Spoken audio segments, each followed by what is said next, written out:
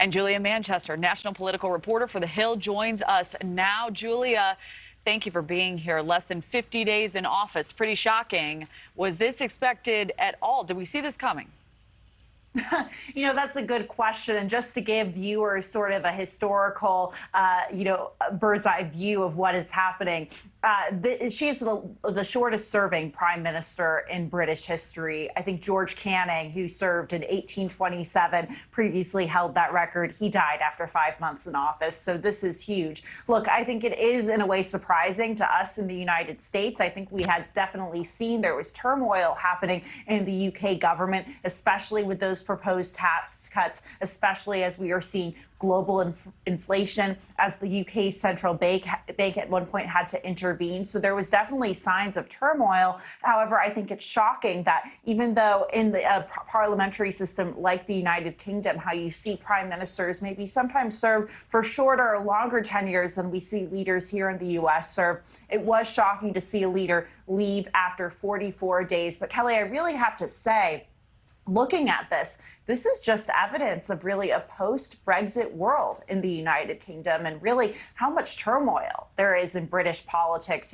After David Cameron resigned, after the Brexit vote took place, and then we saw Theresa May, Boris Johnson, Liz Truss, we have seen absolute turmoil really happen in UK politics. And I think it is worrying for a lot of British people and people following British politics because they are no longer a part of this economic ecosystem that is the European Union. They are now essentially on their own. There does not seem to be a trade deal with the United States that is being reached anytime soon. They are dealing with the Northern Ireland Protocol in terms of how to deal with a country that is bordering, the UK and the European Union. How does trade work there? We know that there are talks of independence movements in countries such as Scotland within the United Kingdom. So such a tumultuous time here, in that country right now. And I think it has a lot of people in the UK worried about the future. And to quote the very popular TikTok meme, I think a lot of us in the US and around the world are asking the question,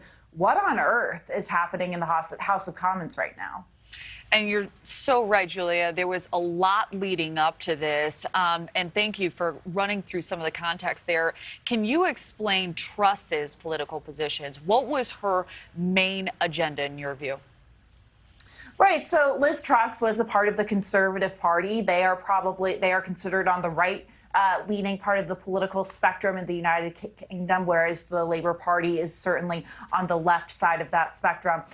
She was trying to implement something that was called Trussonomics, if you will, something that was very much about slashing taxes, implementing quite a bit of fiscal conservatism. However, as Mitch said in his rundown of the situation, there were all these questions as to how the UK was going to pay for this, especially when you had record inflation. You have these questions of trade deals and what an independent UK looks like from the European Union. So there didn't really seem to be a plan in place. And you saw her finance minister resign just days ago. And then he was replaced by another finance minister, Jeremy Hunt, who ran against Boris Johnson for conservative leadership, I believe, in 2019. So it was just this period of really turmoil and really, where to go, in terms of the economic situation in the United Kingdom. And there were a lot of questions, and ultimately there wasn't really a plan. So right now, I think you're going to see conservatives in the House of Commons